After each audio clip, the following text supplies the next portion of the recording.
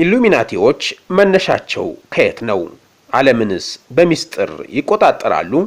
ኢሉሚናቲዎች በሚስጥር ዓለምን ተቆጣጥረው አዲስ ስርዓት ሊዘረጉ ነው የሚለው መላምት ለዓመታት ሲሰማ ቆይቷል። የዚህ ሐሳብ መነሻ በአውሮፓውያኑ 1960ዎቹ የነበረ ልብ ወለዳዊ ክስተት ነው። ጀርመን የነበረው ኢንላይትመንት ሂራ ወይም የእውቀት ብርሃን ዘመን ከኢሉሚናቲ መነሻ ጋር ይተሳሰራል። ባቫሪያን የሚባል ሚስጥራዊ ስብስብ ነበር። ይህም እንደ አውሮፓውያን አቆጣጠር በ1776 ነበር የተጀመረው። የተማሩ ሰዎች ተሰባስበው ሃይማኖታዊ ስርዓትና መዋቅርን ይነቅፉ ነበር። ፍሬምሰን እንደተባለው ሌላ ሚስጥራዊ ቡድን ሁሉ ኢሉሚናቲም ተራማጅ ተደርገው ይወሰዳሉ። ወግ አጥባቂና ክርስቲያን ተቺዎች ግን አልተቀበሏቸውም።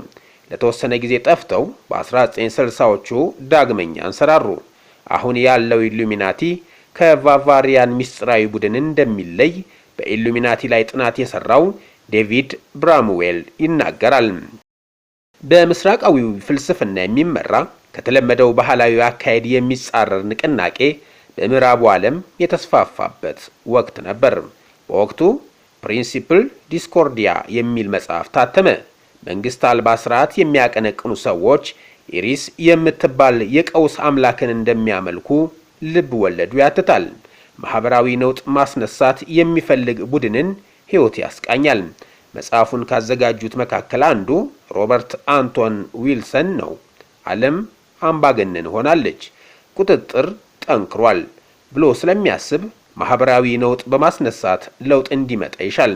መገናኛ ብዙሃንን በመጠቀም ታዋቂ ባህልን በመገዳደር ሐሰተኛ መረጃን በማሰራጨት ለውጥ እንደሚመጣ ያምን ነበር ሲል በኢሉሚናቲ ላይ ጥናት የሰራው ዴቪድ ብራምዌል ይናገራል። ጸሐፊው ከሌላ ወዳጁ ጋር በመሆን ፕሌይቦይ መጽሔት ላይ ከአንባቢያን የተላኩ ናቸው ያሏቸውን ሐሰተኛ ደብዳቤዎች ያትሙ ነበር። ደብዳቤዎቹ ኢሉሚናቲ ስለተባለ ሚስጥራዊ ቡድን መኖር ይገልጻል። ሰዎች የሚያነቡትና የሚሰሙት ምን ያህል እውነት እንደሆነ እንዲጠራጠሩ የማድረግ መንገድ ነበር። ብዙዎች ስለ ኢሉሚናቲዎች መኖር ማመን ጀመሩ። ጆን ኤፍ ኬኔዲን ማን ገደላቸው የሚለውን ጨምሮ በይፋ ከማይታወቁ ነገሮች ጀርባ ያሉት ኢሉሚናቲዎች ናቸው ተባለ። ወሬው እንዲሰራጭ ምክንያት የሆነው መጽሐፍ ተቀባይነት በማግኘቱ ዩናይትድ ኪንግደም ሊቨርፑል ውስጥ ቲያትር ሆነ። በ1975 ኢሉሚናቲ ሆኖ ጌም ለመጫወት የሚሆን ካርድ ሲታተም ከቡድኑ ጋር በተለምዶ የሚተሳሰሩ ምስሎች ታዋቂ ሆኑ። አሁን ላይ ጄዚ እና ቢዮንሴን ጨምሮ በርካታ ታዋቂ ሰዎች ኢሉሚናቲ ናቸው ተብሎ ይታመናል። 3 ማዕዘን ያለው ቅርጽ በመስራት መድረክ ላይ ሲያሳዩ ይስተዋላል። ነገሩ እውነት እንዳልሆነ ቢታወቅም አሁንም ድረስ ከ1960ዎቹ የተነሳው የሴራ ትንታኔ ዘልቋል። ፎርቻን በተባለውና በሬዲት ድረገጾች የሴራ ትንታኔው በስፋት ይሰራጫል። በ2015 በአሜሪካ በተሰራ ጥናት ግማሽ የሀገሪቱ ሕዝብ ቢያንስ በአንድ የሴራ ትንታኔ ያምናል። በአንግላ ሩስኪን ዩኒቨርሲቲ የምትሰራው ቪራን ስዋሚም እንደምትለው በተለያዩ ምክንያቶች ሰዎች በሴራ ትንታኔ ሊያምኑ ይችላሉ። አንዳች አይነት የስነ ልቦና ጤና መዛባት እንዳለባቸው መላምት የሚያስቀምጡ ባለሙያዎች አሉ። ሌሎች ባለሙያዎች ደግሞ በራስ መተማመንን የሚሸረሽር እውነታን ከመቀበል ይልቅ ቀላል ምላሽ ወይም ማብራሪያ የሴራ ትንታኔን ሰዎች ሊመርጡ እንደሚችሉ ይናገራሉ።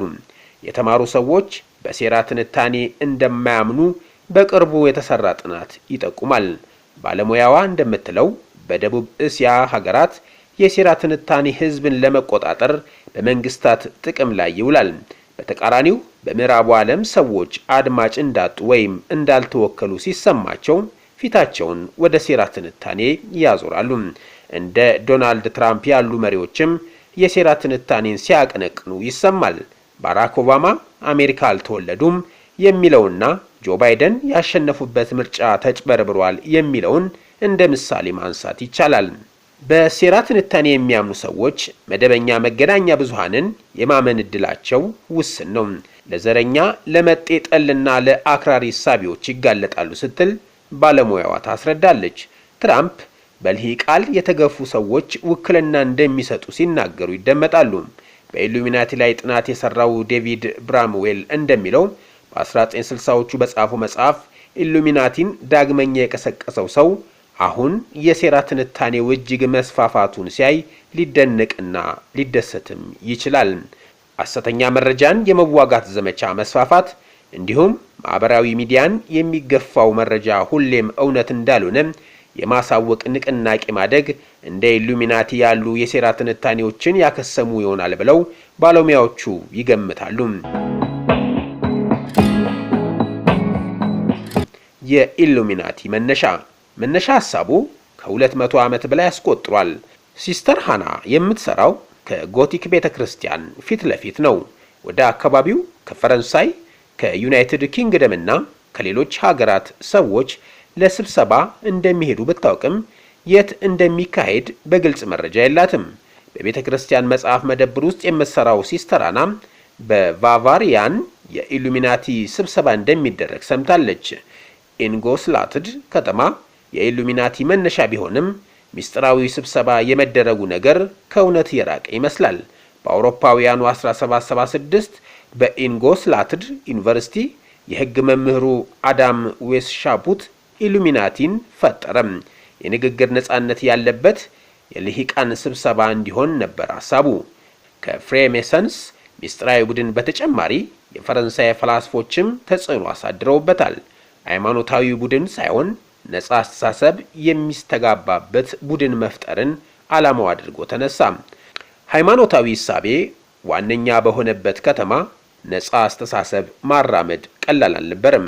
መጀመሪያ ለቡድኑ አባልነት የመረጠው 5 ጎበዝ የሕግ ተማሪዎችን ነበር። ከዚያም ቡድኑ በፍጥነት ተስፋፋ። የእውቀት ብርሃንን አባላቱ ለማሰራጨት ሲሞክሩ የመንግስትና የሃይማኖት ተቋማትን እንቅስቃሴ ተከታትሎ መረጃ የሚያቀብላቸውም ነበራቸው። ታዋቂው የጀርመን ዲፕሎማት ባሮን አዶልፍ ሐሳቡን ካስተዋወቁት መካከል ናቸው። ባቫሪያ በፈረንሳይ፣ በሃንጋሪ፣ በጣሊያንና በፖላንድ ያሉት አባላቱ ብዛት 2000 ደረሰ። ጋዜጠኛው ማይክል ክሌነር እንደሚለው የኢሉሚናቲ ፈጣሪን አብዮተኛ ማለት ይቻላል። ሰዎች የተሻሉ እንዲሆኑ ያስተምራል። ማህበረሰብን መለወጥ ይፈልግ ነበር። የተሻለ ዓለምና አስተዳደር ማየት ይመኝ ነበር ይላል። በሚያስተምርበት ዩኒቨርሲቲ ከሚፈቀደው በተቃራኒው የሰው ልጅ ዕውቀቶች ሁሉ በትምህርት መሰጠት አለባቸው ብሎ ያምን ነበር። ቡድኑ በተመሰረተ በ10ኛው ዓመት ጸረ መንግስት ንቅናቄ ሲያደርግ ተደርሶበት ተበትኖ መስራቹ ወደ ጎተ ከተማ ተሰደደ። ሆኖም ግን ሚስጥራዊ ቡድኑ አልታገደም ብለው የሚያምኑ ሰዎች አሁንም ድረስ እንዳሉ የታሪክ ምሁራን ይገልጻሉ። በማንቸስተር ዩኒቨርሲቲ የሚሰራው ዶክተር ማይክል ሁድ እንደሚለው ኢሉሚናቲ ብዙ ንዑስ የሴራ ትንታኔዎች ያሉት ጥቅል የሴራ ትንታኔ ነው። ኢንጎስላትድ ከተማ የኢሉሚናቲ መነሻ ትባላለች። በከተማዋ ሙዚየም የምትሰራው ማሪያ ኢፕላሽመር እንደምትለው በሙዚየሙ ካሉ አስገራሚ የታሪክ አጋጣሚዎች ጋር የሚተሳሰሩ የኢሉሚናቲ መጽሐፎች አሏቸው። ከተማዋን የሚያስጎበኘው ክላርነር እንደሚለው በታሪክ ጉልህ ስፍራ ያላቸውን ቦታዎች ሲያስጎበኝ በሴራ ትንታኔው የሚያምኑ ጎብኚዎች ያጋጥሙታል። ኢሉሚናቲ አሁን የሚታይበት መንገድ አስገራሚ ነው። ከእውነተኛው ኢሉሚናቲ በጣም የተለየ መንገድ ነው አሁን የሚታየው ትላለች። ሲስተር አና እንደምትለው አሁንም ድረስ የኢሉሚናቲ ስብሰባ በከተማዋ እንደሚካሄድ የሚያምኑ ሰዎች እውነት ባይሆንም እንኳን ቦታውን ይጠይቋታል። ከፈረንሳይ አብዮት፣ አሜሪካ ላይ ከተፈጸመው የመስከረም 11 ጥቃት እንዲሁም ከሌሎች ጉልህ ክስተቶች ጀርባ ኢሉሚናቲዎች እንዳሉ የሚያምኑ ጥቂቶች አይደሉም። አበቃን። ሰላም።